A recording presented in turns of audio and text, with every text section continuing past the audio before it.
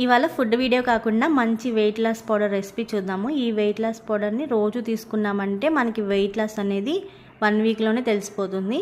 అలాగే మనకి gastric problem, digestion problem ఏమున్నా కూడా తొందరగా రిజాల్వ్ అయిపోతాయి. దీనికోసం ముందుగా నేను 1 కప్పు నల్ల జీలకర్ర తీసుకొని, నల్ల జీలకర్రని ప్యాన్లో వేసుకొని బాగా వేయించుకొని ఒక ప్లేట్లో తీసుకొని పక్కన పెట్టుకున్నాను. తర్వాత అదే కప్పుతో 1 కప్పు సోంపు కూడా తీసుకొని దీన్ని కూడా బాగా వేయించుకొని అదే ప్లేట్లోకి తీసుకొని, తర్వాత అదే కప్పుతో 1 కప్పు వాము తీసుకొని దీన్ని కూడా బాగా వేయించుకొని ప్లేట్లోకి తీసుకున్న తర్వాత అదే కప్పుతో 1 కప్పు జీలకర్ర కూడా వేసుకొని దీన్ని కూడా ప్యాన్లో వేసుకొని బాగా ఎర్రగా అయ్యేంత వరకు వేయించుకొని, ఎర్రగా అయిన తర్వాత దీన్ని కూడా అదే ప్లేట్లోకి వేసుకొని వీటన్నిటిని బాగా మిక్స్ చేసుకొని ఇవి అన్నీ బాగా చల్లారబెట్టుకున్న తర్వాత ఒక మిక్సీ జార్ తీసుకొని ఈ దినుసులన్నింటినీ మిక్సీ జార్లో వేసుకొని మెత్తటి పౌడర్ లాగా తీసుకొని ఇది బాగా చల్లారబెట్టుకున్న తర్వాత మనం కంటైనర్లో స్టోర్ చేసుకోవచ్చు. తర్వాత డ్రింక్ కోసం